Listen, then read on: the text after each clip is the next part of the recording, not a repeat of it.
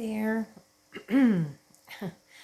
I'm going to make this really short because it's been a really long day and I'm still waiting. Excuse me. Yeah, Biscuit is very close now to passing, and I've been just kind of watching and waiting all day long. I've been quite a few times that I thought it was about to happen and it didn't. But so I apologize for how I look, but I don't really care today.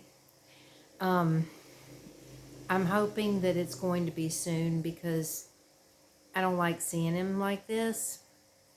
And I'm trying to get prepared. I was hoping it was going to be before 5 o'clock because my friend Jackie said that I can bury him in her yard, but she couldn't come to get me until after 5 p.m. And now it's dark outside. It's too late now to do anything. So I went today and I bought myself one of those styrofoam ice coolers and filled it with ice so that I can, try to keep him, because I'll be very surprised if he makes it till morning. But I thought I'd be prepared just in case. And I have the flowers, which I'm thinking I'm using for a thumbnail. I think I'm going to use that as a thumbnail. I took a picture of the flowers that I was able to go get today to put on his grave. But it's been a really long day.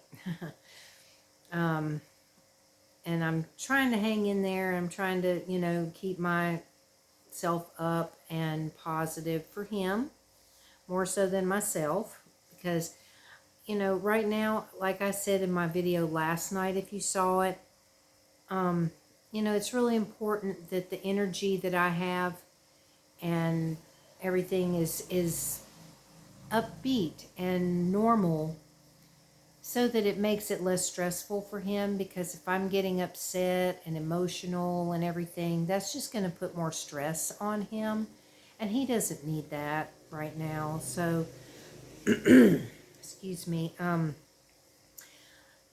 can do my crying and getting emotional and all of that after the fact, and I'm sure I will. So but I definitely don't want to do that while he's still here.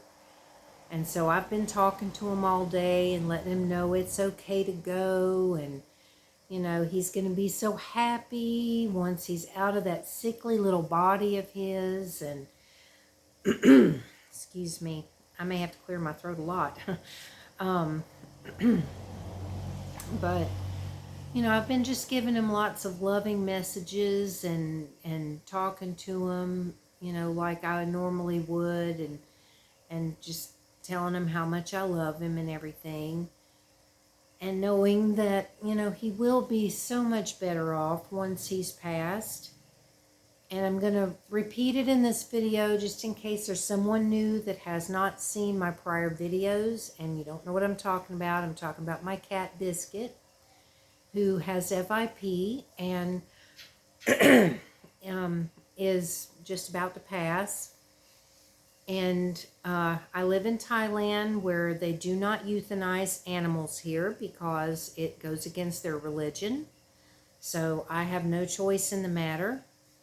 I got a little flack from some people on my cat page on Facebook when I posted that, what I was dealing with right now. And actually had some people that really got upset with me because I wasn't euthanizing him. And I was like trying to explain, I'm sorry, I don't have a choice, because that's just not what they do here. There might be a couple of vets that do it, but they don't live anywhere near me. I mean, there's someone, I got a message from someone that lives way up north that said that there is a vet there that will do it. I live way down south and have no way to get him there. But and I only have a bicycle, so you know, it's like there's no way that I could try to transport him to any place that would transport us way up north or anything like that. So that's not an option. And so hopefully people will understand that, because if it were an option, he wouldn't be here right now, because I would have already had this taken care of and he would not be suffering right now. And so, you know, it's very difficult, because I try to explain things and I try to tell people when I post things on my cat page. I explained that. I said it, you know, I didn't go into a whole bunch of detail. I just said that, you know, they don't do that here, but didn't stop people from attacking me, you know, because I wasn't doing something about it. But, you know, so I have to go into a whole lot of detail, apparently, in order for people to understand. And so, so yeah, it's been a long, rough day, because I've been dealing with this all alone. And, you know, but I'm handling it well. I am. I have to say, I'm handling it very well.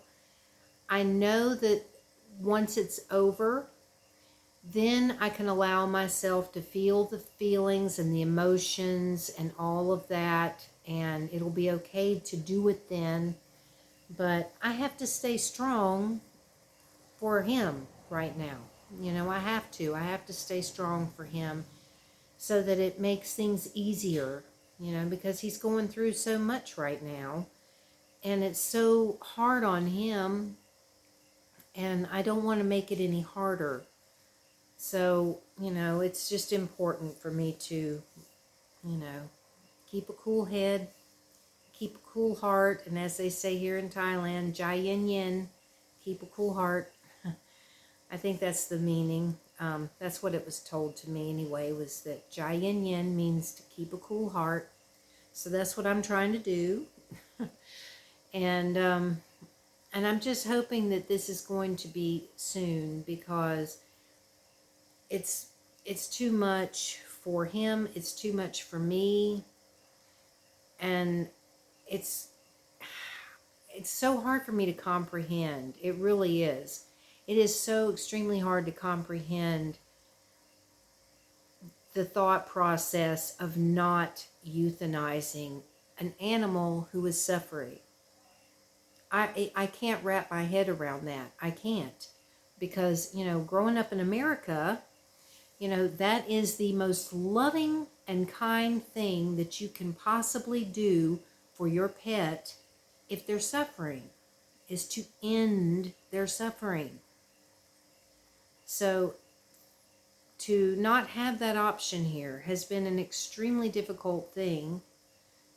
But, you know, I'll say it again. I would do it all over again as far as taking him in, because I had another person on my cat page that commented, you know, I would never have an animal in a place that would do that, would, you know, that would let them suffer like that.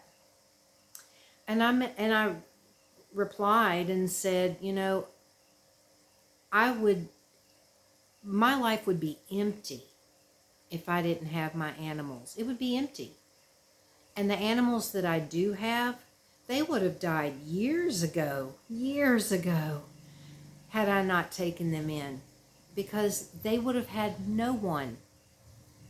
Biscuit was a little feral cat that had no one. And when I saw him that one time, he was literally looking for food and was eating fish head skeletons. That's what he was living on at that time when he was a little kitten, and he had nothing and no one, you know. And so, you know, he's had a life, almost 8 years of love and companionship and joy and fun and everything that he would not have had I not taken him in. And so, yeah, it's terrible that he's suffering right now, but he would have suffered back then, years ago, all alone with no one to love him and not knowing what it was like to be loved.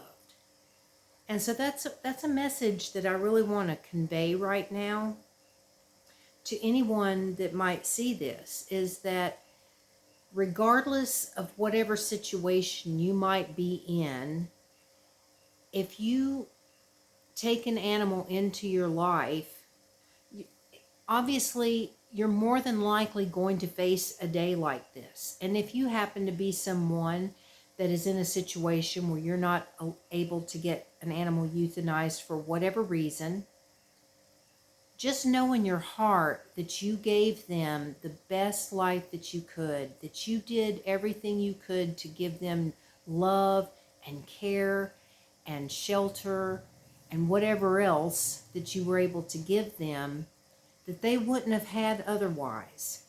And that, never ever feel like you made the wrong decision in taking in an animal and loving them when that time comes. Don't ever regret it. Don't regret it, because there's nothing to regret. He's given me so much love and joy and laughter over the years, and I will cherish that forever. And I can know in my heart that I loved him with all of my heart, and I gave him the best possible life that I could have given him. And he definitely knew love, without a shadow of a doubt. He knew love, and I can feel good about that, knowing that I was able to give that to him. So anyway, I probably should stop rambling on, because I should go in there and check on him again. And hope that it's coming soon, because it is extremely difficult if you've ever had an animal that you've had to watch, go through something like this. It is extremely hard. It is very hard to do, and it's not something that I've wanted to have to go through again, because I've been through it many times here. Been through it many times anyway, but in America I was able to go about things in a very loving way by euthanizing an animal and not putting him through this. But since I can't do that here, all I can do is what I can do, and I'm doing everything I can, and hopefully he'll just peacefully go and won't have to suffer anymore. So I apologize again that my videos over the last few days have not been very pleasant. But, this is a vlog channel, and I talk about my daily life and my experiences and everything. And this is my life and my experience right now. And hopefully in the next day or two, things will kind of get back to normal. I'm hoping, and I'm hoping to start bringing you more normal videos again, because I am generally upbeat and happy. Just, right now I'm not, and I'm sorry, but life happens, and so does death, and that's something that we all have to face at some point, whether it's a person or an animal or whatever. We all face it at some point, and we get through it. We do. We get through it, and we're able to move on, and life goes on for all of us that are left behind, and it'll all be okay. So thank you all for listening and for watching, and I appreciate it. And I look forward to talking to you again soon, and I will definitely be updating as to what's going on. So thank you again. Bye-bye.